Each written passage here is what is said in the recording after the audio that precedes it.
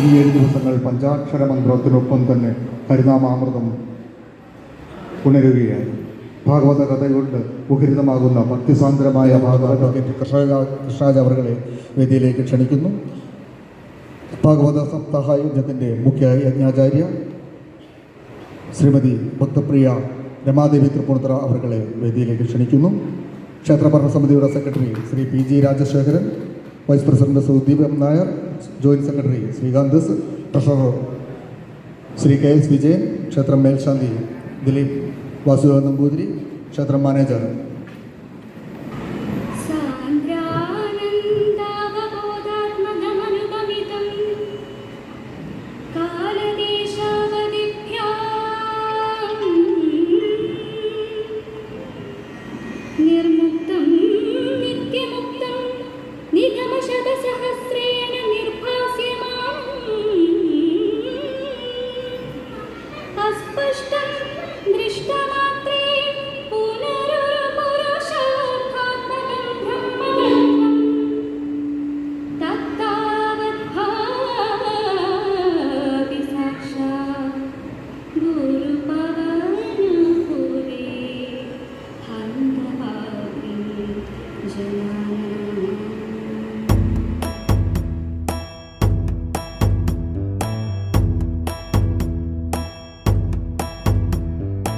ईश गिरीश नरेश परेश महेश विलेशय भूषण भो साम्ब सदा शिव शम्भो शङ्कर शरणं मे तव चरणयुगम्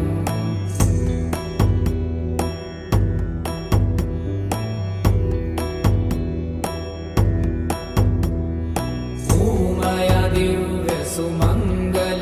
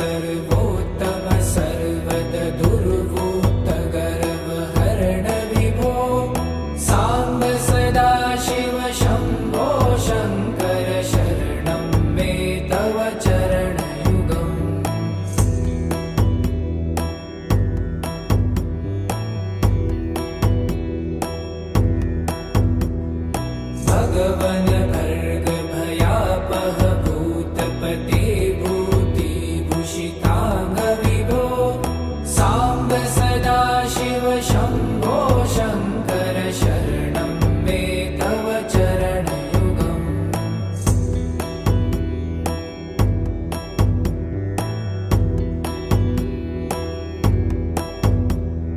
षड्रिपु षडूर्मि षड्विकार हर सन्मुख षण्मुख जनक विभो साम्ब सदाशिव शम्भो शङ्कर शरणं मे तव चरणयुगम्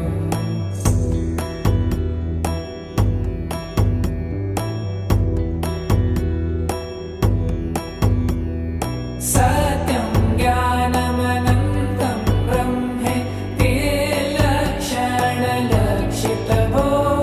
साम्ब सदाशिव शम्भो शङ्कर शरणं मे तव चरणयुगम् हा हा हू हू मुखसुरगायक गीतापदान पद्य विभो साम्ब सदाशिव शम्भो शङ्कर शरणं मे तव चरणयुगम्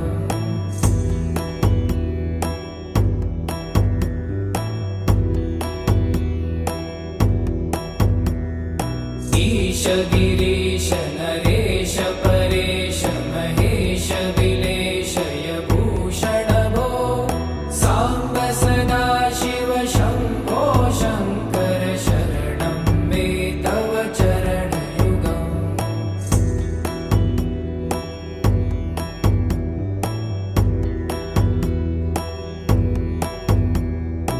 ऊमया दिव्य सुमङ्गल विग्रहया लिङ्गित वामाङ्ग विभो साम्ब सदाशिव शम्भो शङ्कर शरणं मे तव चरणयुगम्